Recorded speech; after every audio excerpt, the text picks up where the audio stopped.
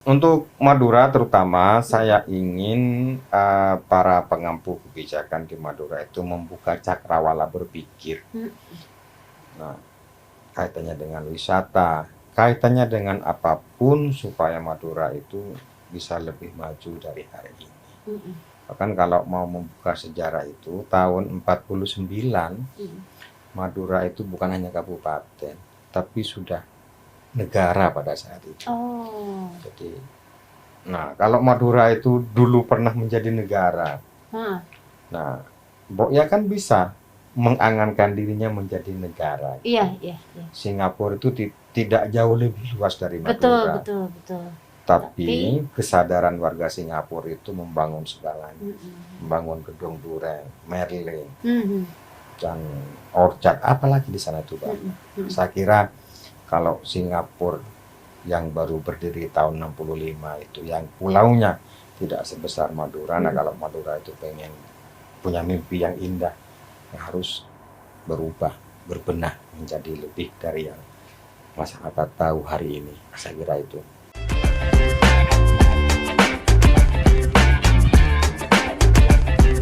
Hai Empower, bukan kembali lagi ya. Di episode kali ini saya Yuri Sabrina di podcast Suara Rakyat ketemu lagi sama beliau yang episode sebelumnya ngobrolin tentang eco-friendly.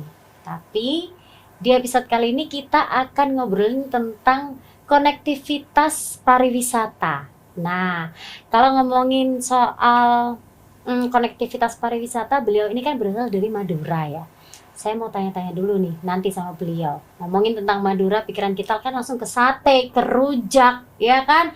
Karapan sapi, atau pantainya yang bagus banget. Tapi tahu nggak sih, Empower, kalau pariwisata di Madura itu nggak bisa lepas dari dua hal penting.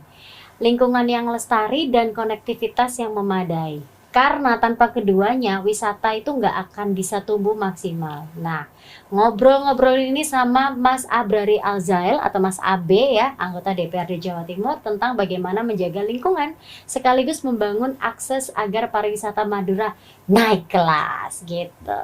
Halo Mas Abe. Halo, Kok jadi gini ya sekarang? Sehat Mas? Alhamdulillah sehat. Alhamdulillah sehat ya. Kalau di segmen sebelumnya, podcast sebelumnya kita ngobrolin tentang eco-friendly, sekarang kita akan ngobrolin tentang potret pariwisata dan lingkungan Madura. Karena Mas Abi ini kan dari Sumeneb ya kalau nggak salah ya. Dari Sumeneb. Nah, ngomongin soal kondisi real Madura dan hubungan lingkungan dengan pariwisata atau wisata itu sendiri. Menurut Mas Abe, pendapat tentang perkembangan pariwisata Madura dalam 5 tahun terakhir ini gimana? Memang trennya meningkat karena kami juga melakukan sosialisasi melalui sosmed gitu ya. Tetapi ada satu hal yang oleh lokal ini, bagaimana cara memanage pariwisata itu, saya melihat kok belum ada connecting, belum terintegrasi dengan baik. Jadi kalau misalkan kita ke Bali gitu ya, maka ada biro jasa yang menyediakan segalanya untuk wisatawan. Paketnya ini nih, gitu ya. Misalkan ke mana lah, ke Ubud, ke satu trayek itu membawai ini semua. Nah, di Madura ini tidak atau belum seperti itu. Jadi begitu orang ke Madura itu, segala sesuatunya belum ready seperti hanya di Bali. Jadi kalau enggak betul-betul pengen ke sana kan susah. Betul. Seharusnya kaitannya dengan connecting tadi ini, begitu misalkan ada wisatawan dari luar, kalau you mau ke Jatim, budget lu berapa? Nah, oke, dapat Surabaya 1, misalkan dapat Bangkalan 1, Pamekasan 1, Sampang 1, Sumeneb 1. Nah, nggak ada cerita ini. Nah, sehingga integrasinya masih kurang. Nah, oleh karena itu menjadi penting dalam catatan saya itu, maka apapun kan perlu dimodifikasi. Betul. Jangankan hanya soal wisata ya. kalau Yuris mau umroh nih, Mm-mm. ya lo kalau mau umroh ada paket ini nih, lo bisa ke Betul. Turki, Iya, bisa iya, iya. kemana gitu ya. Betul. Nah, saya membayangkan ke depan itu urusan koneksivitas itu terjadi sehingga eh, lokasi wisata berikut pengelola wisata di semua kabupaten di Madura itu bisa termanage dengan baik karena connectingnya ini banyak banyak dengan travel tentu saja. Jadi di Sumeneb misalkan ada salah satu pulau itu yang apa namanya oksigennya Mm-mm. itu kan oksigen terbaik nomor 2 setelah Yordan. Iya, betul. Tetapi sekali lagi, walaupun ada ini, kalau tidak termanage dengan baik, nggak bisa atau nggak maksimal. Mm-mm. Nah, maka urusan maksimal ini menjadi penting. Satu itu. Yang kedua, dalam konteks membangun juga, kan mestinya seperti saya sampaikan tadi, terintegrasi di Jawa Timur, di kabupaten, itu ada banyak dinas nih. Mm-mm. Mm-mm. Nah, oke, tahun ini yang mau kita garap apa ini? Mm-mm. Wisata. Mm-mm. Maka dinas-dinas yang lain ini seharusnya konsep pembangunannya untuk 1 tahun ke depan mengarah kepada wisata ini gitu ya. Fokus Yes. untuk menggarap satu wisata itu Ya. dulu ya, Pak. Jadi misalkan begini, kalau yang mau dibangun kalau Surabaya misalkan ada Pantai Kenjeran, Ya. Mm-mm. ada dinas pariwisata pasti. Mm-mm. Ada dinas pengairan, ya pengairannya juga harus menuju ke sana. Oke. Dinas lingkungan hidup, maka tanaman-tanaman yang menunjang keindahan wisata di situ, ke situ dulu deh gitu ya. Mm-mm. Ini kan tidak seperti itu.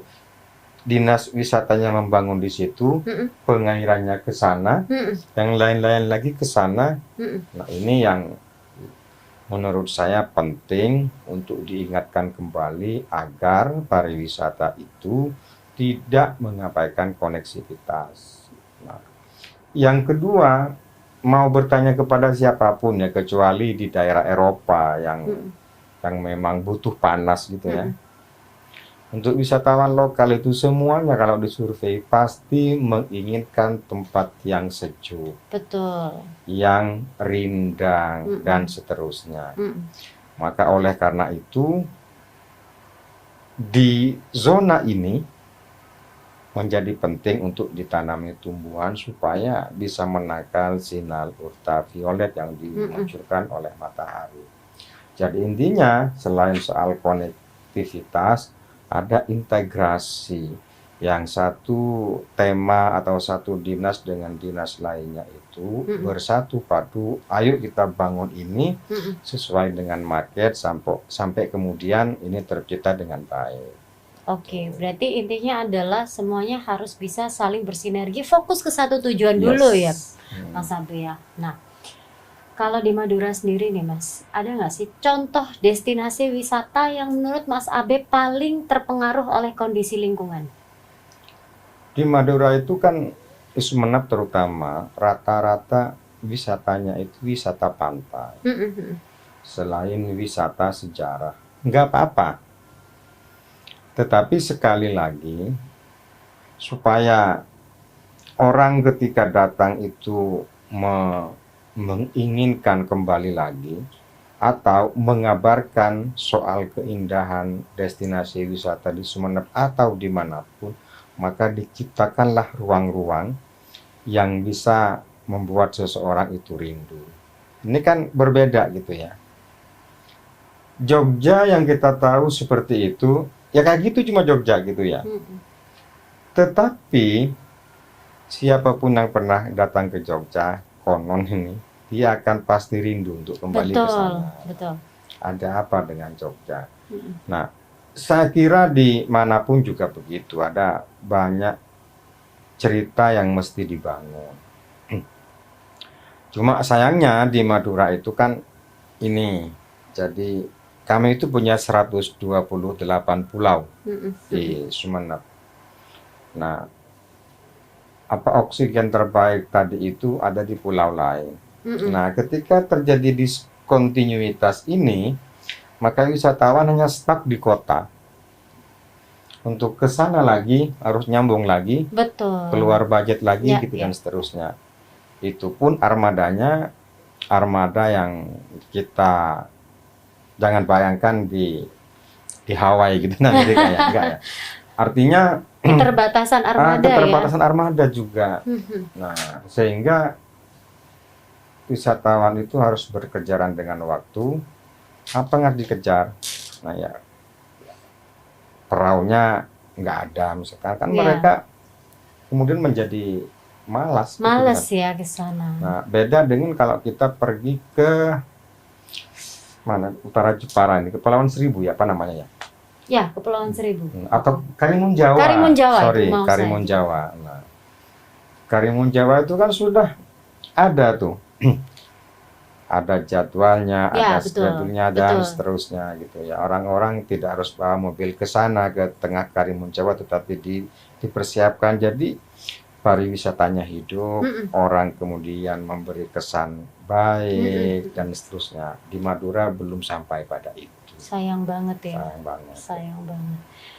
Oke, oh, ini makin menarik ya kalau ngomongin soal pariwisata, karena ternyata di Jawa Timur sendiri ada satu kabupaten ya yang punya apa namanya, Oksigen terbaik. yang bisa menjadi salah satu tujuan pariwisata yang bagus harusnya, tapi ternyata masih belum banyak konektivitas Ya. yang masuk ke situ. Kita akan lanjut di segmen kedua. Empower, jangan kemana-mana, tetap di podcast Suara Rakyat.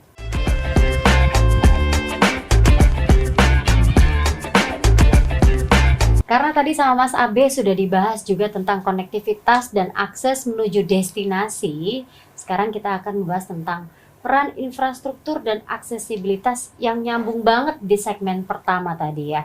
Sejauh ini gimana sih Mas kondisi jalan dan transportasi menuju destinasi wisata di Madura? Kalau tadi kan Mas Abe kan ceritanya kan belum belum bagus, atau banyak armada yang belum bisa jadi alat transportasi yang baik untuk menuju ke sana, dan selalu cuman mungkin terbatas ya, satu atau dua. Kalau ngomongin soal kondisi jalannya di sana gimana?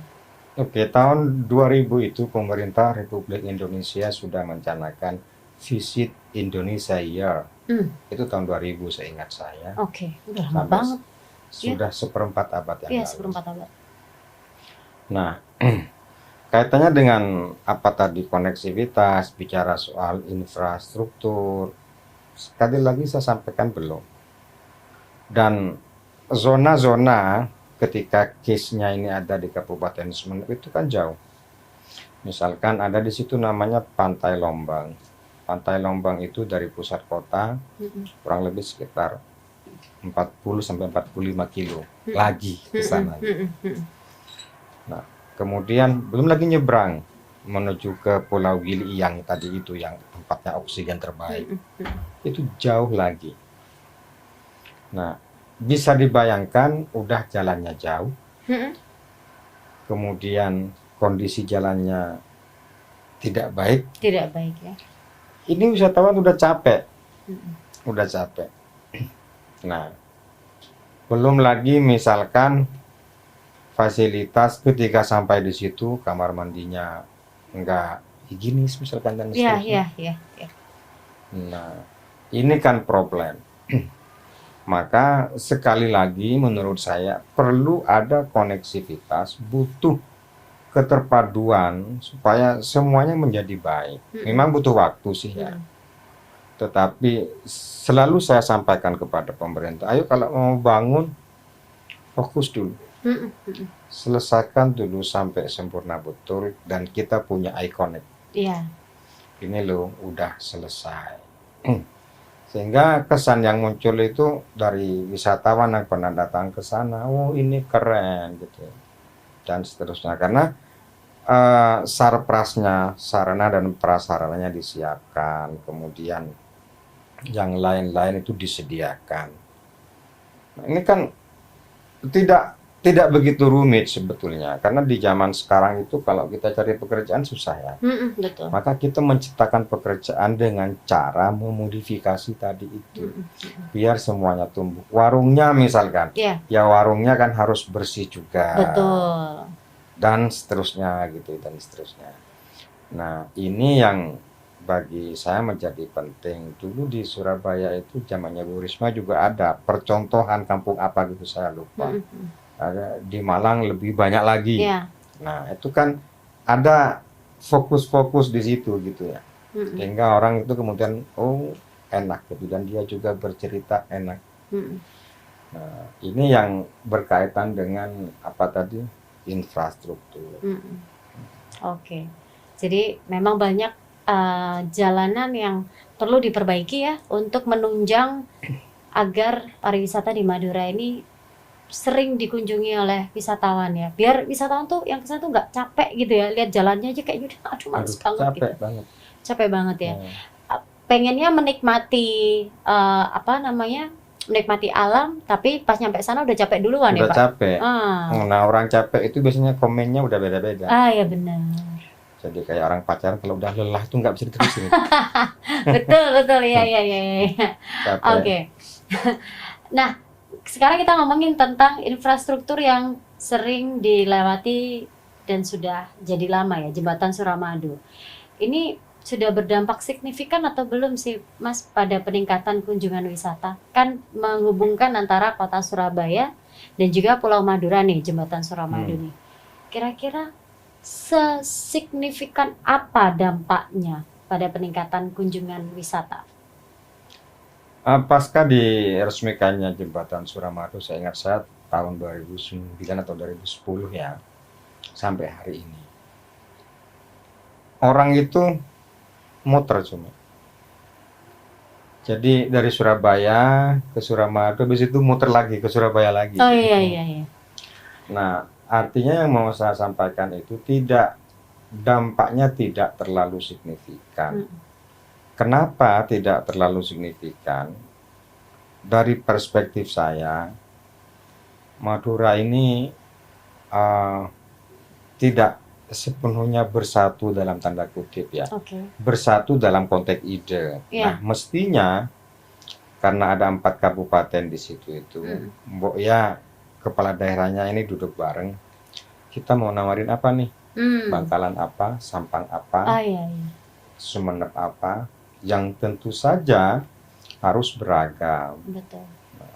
Supaya kalau misalkan kita mau kita mau nyari batik nih, kemana ini gitu ya. Sangat berbeda kalau Yuris pernah ke Padang misalkan gitu ya. Begitu masuk kota Padang, itu taste-nya mulai terasa. Ini Padang. Khasnya Padang. Yes. Kalau kita ke Bali, lebih terasa lagi. Begitu turun di situ di Gilimanuk itu, wajah Bali betul-betul berbeda dengan yang bukan Bali. Nah, kemudian kita turun nih di Suramadu. Orang bertanya, apa sih yang membedakan antara Madura dengan yang bukan Madura? Ketika mereka tidak menemukan sesuatu yang sifatnya karakteristik tentang Madura, mereka pulang lagi. Ya gitu-gitu aja. Ini penting. Jadi aura itu penting. Jadi ketika tadi Yuris bertanya soal apa sih dampaknya, nah kita bikin Madura itu apa? Tadi disebutkan ada kerapan sapi. Emang ada? Begitu kita turun ke Suramadu ada kerapan sapi di situ? Nggak ada patung kerapan sapi. Yang ada cuma tulisan WC. Wah itu kan. Nah kan nggak. Jadi sekali lagi melakukan modernisasi atas apapun gitu ya. Kalau kita ke Surabaya Barat itu kan karena dulu pembuatnya itu kan mimpinya akan membuat Singapura di Surabaya, lalu ada tulisan Welcome to Singapore in Surabaya gitu kan. Mestinya idealnya di tempat manapun termasuk di Madura, begitu masuk membuat orang semakin tertarik untuk masuk ke sana. Penasaran buat masuk ya. Jadi kalau saya tanya itu begitu turun aja gitu ya. Kijane aku cari apa di sini? Kalau di sini, kalau cuma kayak gini di situ mau banyak Aku gitu kan. ngapain di Yes, sini gitu nah. ya. Jadi Oke. tidak membuat orang penasaran. Mm-mm. Padahal ikonik dan hal-hal lain yang sifatnya tradisionalistik itu Mm-mm. banyak. Mm-mm. Cuma belum. Sekali Oke. lagi ini kan soal mindset, Ya, soal kesadaran bagaimana melakukan modifikasi. betul. Tapi kalau boleh tanya nih Mas, di pariwisata yang ada di Madura itu, mereka itu udah masuk ke Gmaps nggak sih? Atau ke aplikasi travel gitu? Masuk, kalau itu sudah Masuk ya? masuk. Udah masuk ya? Dan yang mempopulerkan itu juga dari luar, yang memang betul-betul mereka terkesan pada satu momen. Misalkan di Pantai 9 itu kan ada apa namanya snorkeling ya, Ya, ada snorkelingnya. snorkeling dan seterusnya. Itu. Nah, karena snorkeling ini modal dasarnya adalah alam, tapi dulu itu kan terumbu karangnya malah dibom. Jadi, Dirusak ya. yes. Makanya kan butuh kebersamaan. Jadi, Ya. alhamdulillah semakin ke sini sudah ada sih kesadaran. Misalkan sebentar lagi ini ada Sumenep Karnival gitu ya, ada Madura Karnival. Jadi sudah mulai. Cuma kalau kesadaran ini hanya tumbuh pada satu kelompok tetapi tidak tumbuh pada kelompok lain, padahal pengennya itu kan Madura itu satu kesatuan. Jadi kalau kita bicara soal sejarah, nah dulu itu kan ceritanya begini. Jadi ada di Madura itu ada Semalam di Madura. Nah, itu di Pamekasan. Nah, ketika sebelumnya ada kerapan sapi di Sumenep itu ya. Begitu setelah melihat kerapan sapi ke Pamekasan, bermalam dulu. Ada momentum namanya Semalam di Madura dan seterusnya. Ini kan soal apa namanya? Integrasi. Ya, memang kita butuh kursus bersama kali ya, supaya urusan wisata dan koneksivitas di Madura itu tidak berkembang biak dalam asbak kalau bahasa saya. Oke. Butuh brainstorming bareng antar Yes. kepala daerah, betul ya, Mas ya. Oke, baik. Makin kesini makin seru obrolannya Empower ya. Tapi jangan kemana-mana, kita akan kembali lagi di segmen terakhir, di segmen 3, masih tetap di Podcast Suara Rakyat.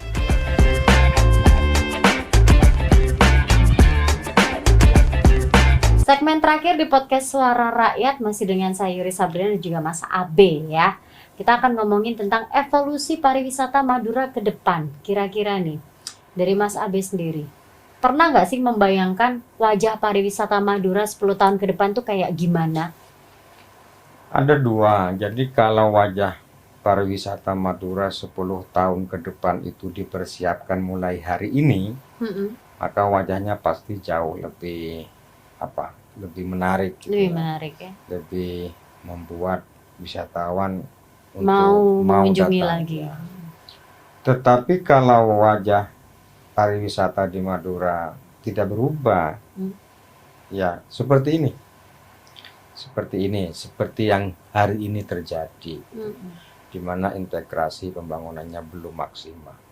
Tetapi kalau para pihak ini semuanya sadar, saya kira bisa. Ini kan tergantung masyarakat Madura, terutama kepala daerahnya itu, pertanyaannya mau apa enggak. Kalau mau, inilah yang harus dilalui, inilah etapenya, inilah prosesnya, mau tidak mau, suka atau tidak suka, ayo kita tempuh. Jadi ada dua hal, misalnya kalau di Batu itu kan memang Tuhan menyediakan alamnya sebegitu indah dan dingin, tinggal dimodifikasi. Jadi kalau kita misalkan mau ke Batu melewati Mojokerto lewat Cangar itu, setiap 2 kilo sudah tempat wisata, mau air panas, mau apa gitu ya. Nah, di Madura juga begitu, cuma di Madura itu kan panas. Nah, supaya tidak terlalu panas, maka butuh sesuatu yang lain yang tidak membuat Madura menjadi panas. Contohnya misalkan kan sekali lagi kan dimulai dari awal. Salah satu untuk menangkal panas, menangkal ultraviolet itu kan membuat yang gersang menjadi hijau. Setuju. Tuh.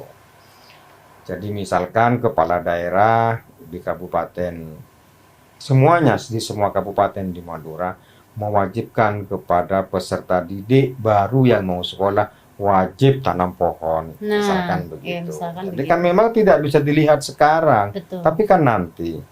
Jadi pohon-pohon yang banyak di Madura hari ini itu di pinggir-pinggir jalan, itu kan warisan Belanda, Ya. menanam pohon asa dan seterusnya.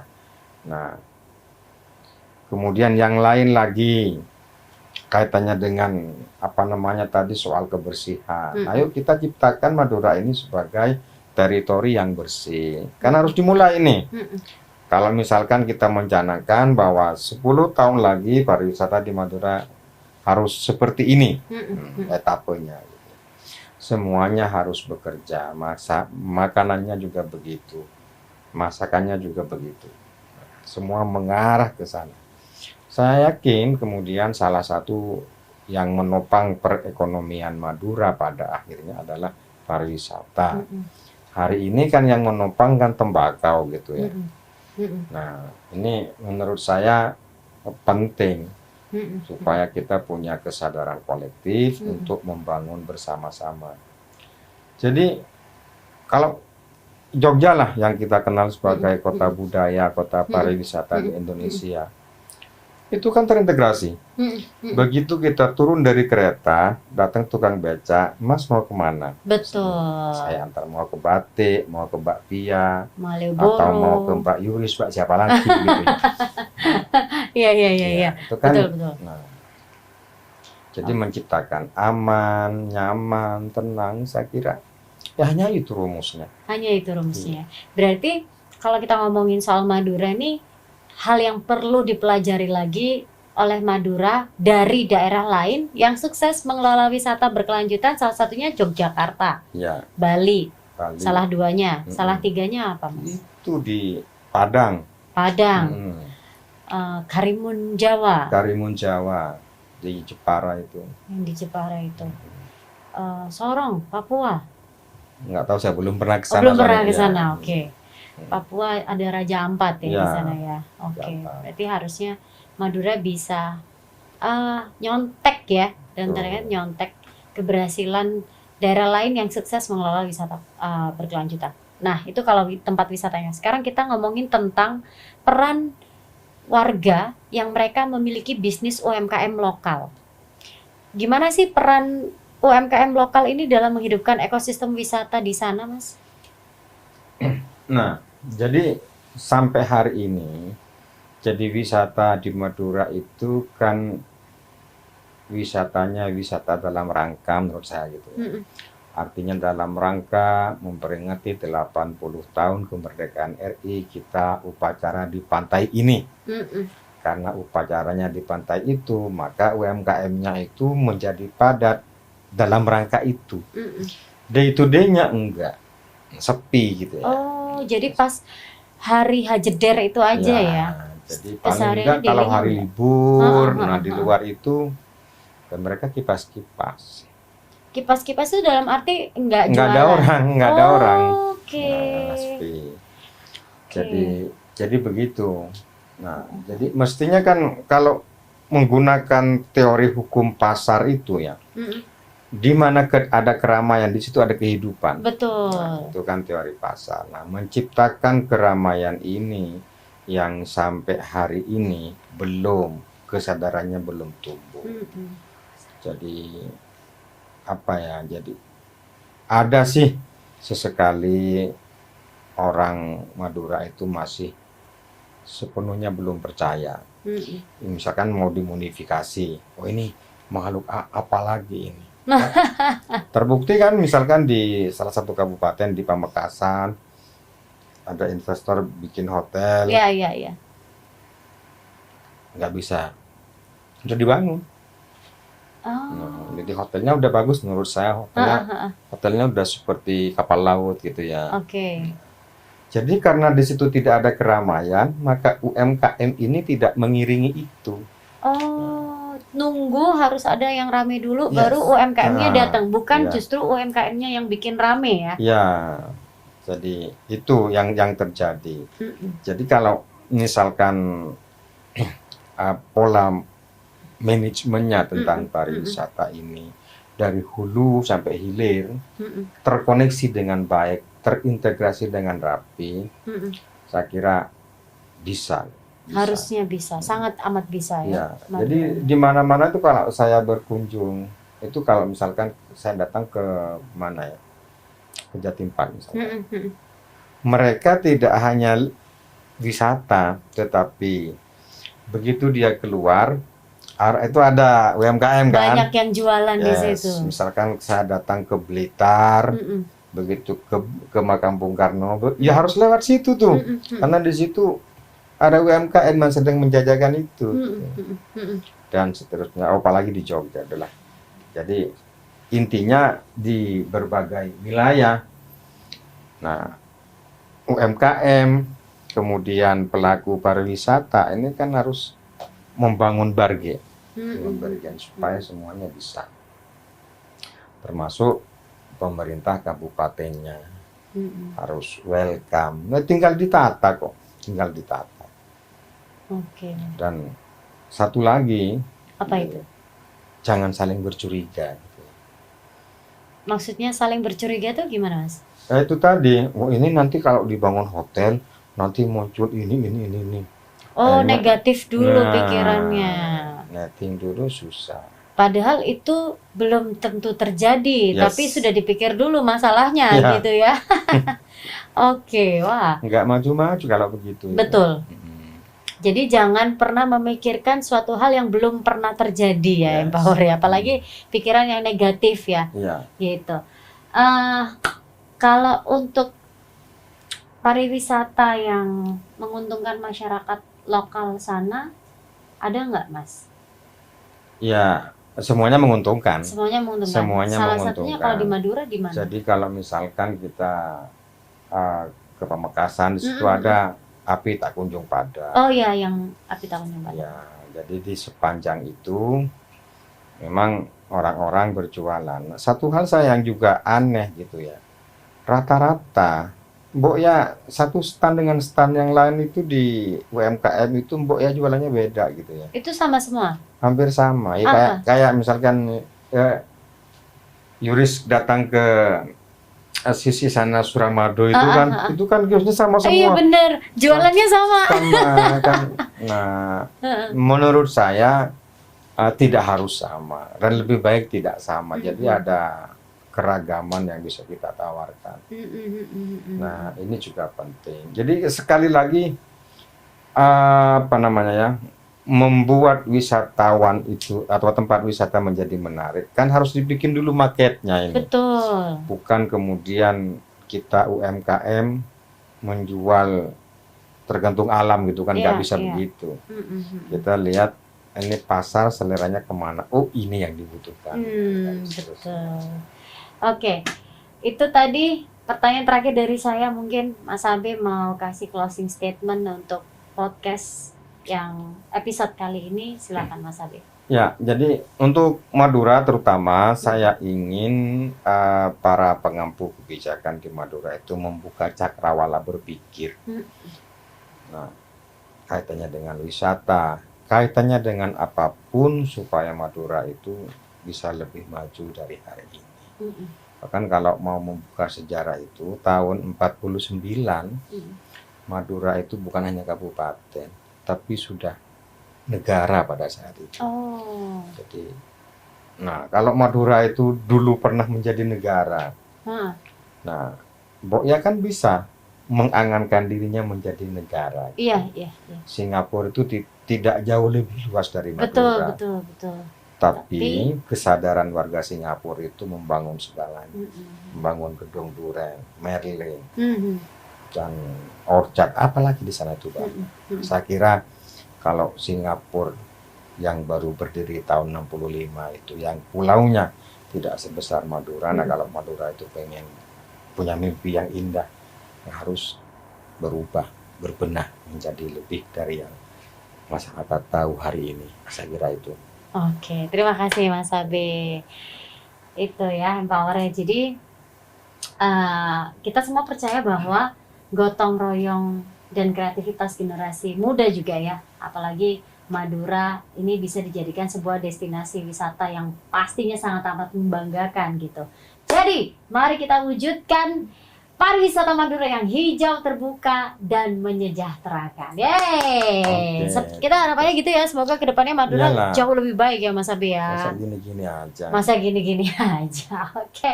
Thank you Mas Abe Oke, untuk... sama-sama Rizka. Kok Rizka? Yuris. Jadi, Rizka siapa gitu. Thank you sekali lagi Mas Abe untuk keseruannya hari ini. Dan Empower, kami berdua pamit dari podcast Suara Rakyat episode kali ini. Jangan lupa untuk subscribe, like, dan juga share ke semua teman-teman, keluarga, sosial media, ya, agar banyak orang yang makin teredukasi dengan pariwisata yang ada di Jawa Timur. Kami berdua pamit. Wassalamualaikum warahmatullahi wabarakatuh.